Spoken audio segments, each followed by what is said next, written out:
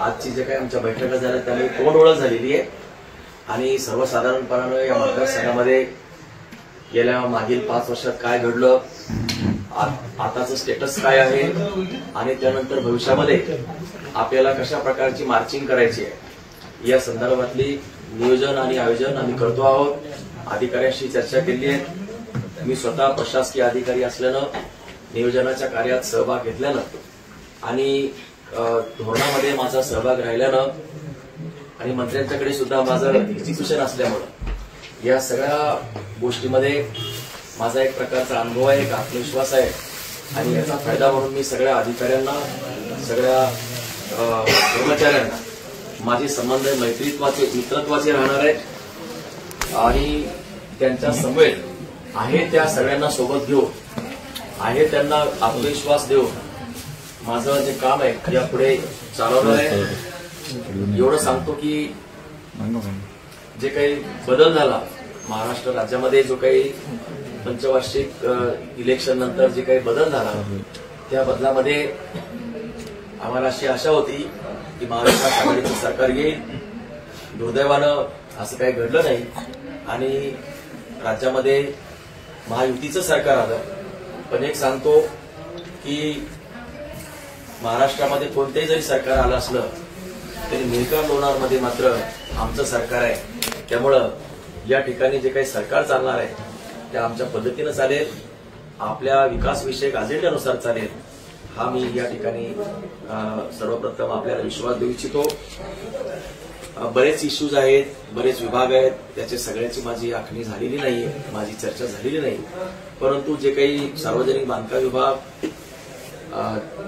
जिल्हा परिषद बांधकाम विभाग अतिशय महत्वाचे विभाग आहेत. त्याचबरोबर महावितरण हा जनतेशी संबंधित महत्वाचा विषय आहे आणि शेतीशी संबंधित आहे आणि आता शेतकऱ्याचे जे काही पिकं आहेत ते शेवटच्या टप्प्यावर आलेली आहेत. गव्हाची पीक असेल, हरभरा असेल, तूर असेल, हे सगळं आता त्याच्या शेवटच्या टप्प्यावर आलं असल्यामुळे महावितरणशी संबंधित हे सगळे प्रश्न आहेत. विजेचा लपंडाव सुरू आहे, लोड शेडिंग खूप आहे. या सगळ्या प्रश्नाचं मी बारकाईनं आज चर्चा केली. या व्यतिरिक्त जलजीवन योजना ज्या आहेत, जलजीवनच्या म्हणजे पाणी पुरवठ्याच्या योजना ज्या आहेत त्याच्या संदर्भात मी चर्चा केली. उर्वरित विभागाचा आराखडा जो काही आढावा आहे तो मी आता सबसिक्वेंटली दर दिवशी 2-4 विभाग करून या 8-10 दिवसामध्ये सगळ्या विभागाचा मी आढावा घेणार आहे.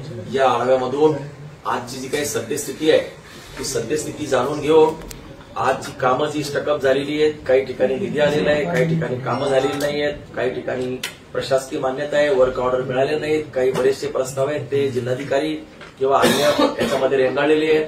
कामं प्रलंबितच पडलेली आहेत. कामाचा जो आवाका आहे तो अद्याप सुरू झालेला नाही.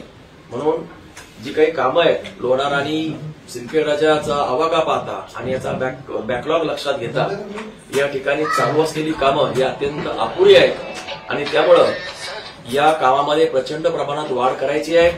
मी या संदर्भात अधिकाऱ्यांना सूचित केलेलं आहे की आताच्या कामाच्या सद्यस्थितीसह आता जे काही आर्थिक वर्ष आहे ते लवकरच सुरू होत आहे आणि पुढच्या आर्थिक वर्षाचं जे नियोजन आहे त्याचं नियोजनाची कारवाई सुरू आहे. ही सर्वसाधारण फेब्रुवारीच्या आत सगळं बजेटच्या डिमांड ज्या असतात त्या विभागाकडून त्या मंत्रालयाकडे जातात. तर त्या विभागाने खाली ज्या काही योजना तयार करायच्या आहेत, जे काही प्रस्ताव तयार करायचे आहेत ते जास्तीत जास्त प्रस्ताव तयार करण्याच्या सूचना मी त्यांना दिलेल्या आहेत. या व्यतिरिक्त आम्ही जो काही त्याला काय म्हणतो आपण जनता दरबार घेणार आहे. मी दोन्ही तालुक्याचे जनता दरबार घेणार आहेत. त्या ठिकाणी त्यांच्या डिमांड्स येणार आहेत. प्रत्येक शेतकरी असेल, नागरिक असेल, त्याला भेडसावणारे जे प्रश्न आहेत त्या ठिकाणी मांडणार आहेत. त्याच्यामध्ये जर नवीन योजना ज्याचं शासनाशी संबंधित काही बजेटचा इश्यू असेल किंवा आणखी योजनाच्या संबंधित त्यांचा काही इश्यू असेल तर त्याचाही मी त्याच्यामध्ये ऍड करणार आहे. थोडक्यात जो काही आपला मेहकर लोणार मतदारसंघामध्ये सर्व विभागाच्या ज्या मागण्या आहेत या प्रथमतः त्या अतिशय मजबूतपणानं परिपूर्णरित्या आणि त्याच्यामध्ये जास्तीत जास्त प्रमाणामध्ये मागणी आमची या मेहकर या मतदारसंघातून शासनाकडे होणार आहे आणि इकडनं मागणी गेल्यानंतर त्या ठिकाणी त्याची प्रत्यक्षात बजेटमध्ये प्रोव्हिजन कशी करायची या संदर्भात माझे स्वतःचे काही आराखडे आहेत. त्याच्यामुळे मला काही अडचण नाही आणि त्यामुळे जास्तीत जास्त मागणी पत्र ती शासनाला देऊन जो रखडलेला विकासाची जी कामं आहेत ती मी लवकरात लवकर पूर्ण करणार आहे.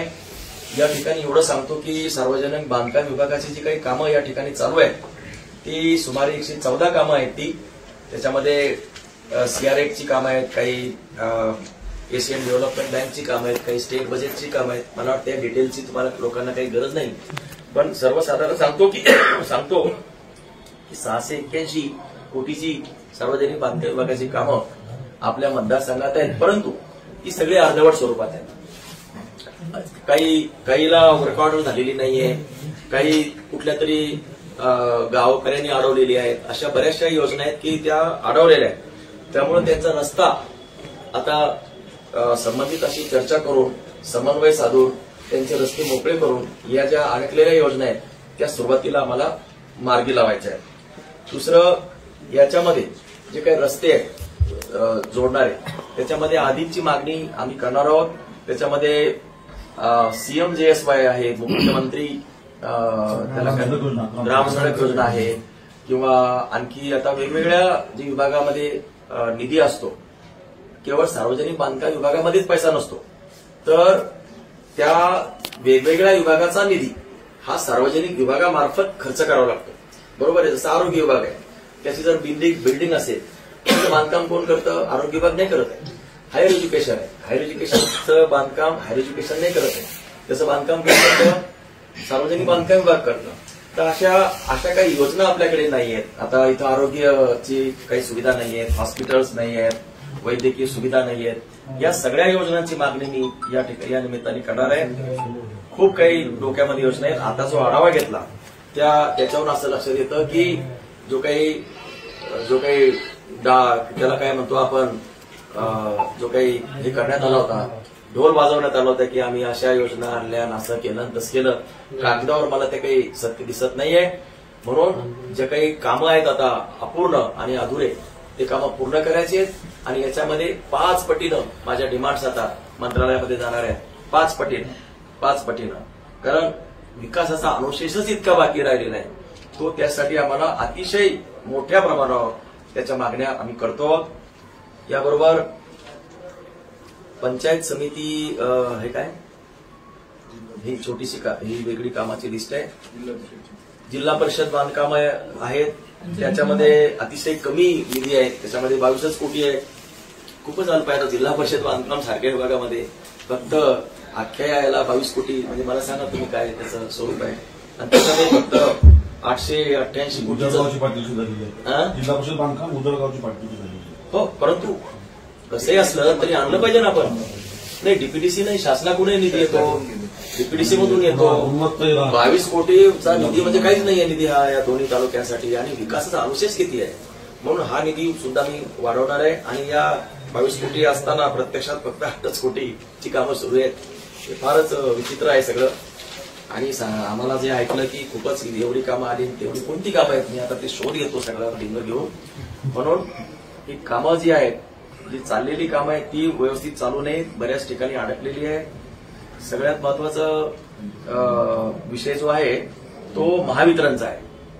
महावितरण हे असा विभाग आहे की त्याचा शेतकऱ्याशी अतिशय जवळून संबंध आहे. विशेषतः शेतकऱ्याच्या जीवनात जर आज जवळचं काय असेल तर ते महावितरण आहे.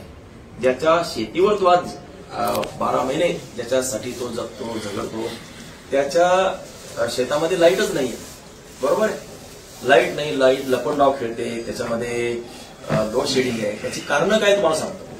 लोड शेडिंग असण्याची, आपल्या भागात जास्त लोड शेडिंग असण्याची कारणं काय, याचं कारण असं आहे की आपल्याकडे असलेलं जे काही नमस्कार मित्रांनो, आपण बघत आहोत मेहकर तालुक्यातील सिद्धार्थ खरात हे आमदार झालेले आहे नुकताच, आणि त्यांनी संजय रायमुलकर यांचा पराभव केलेला आहे.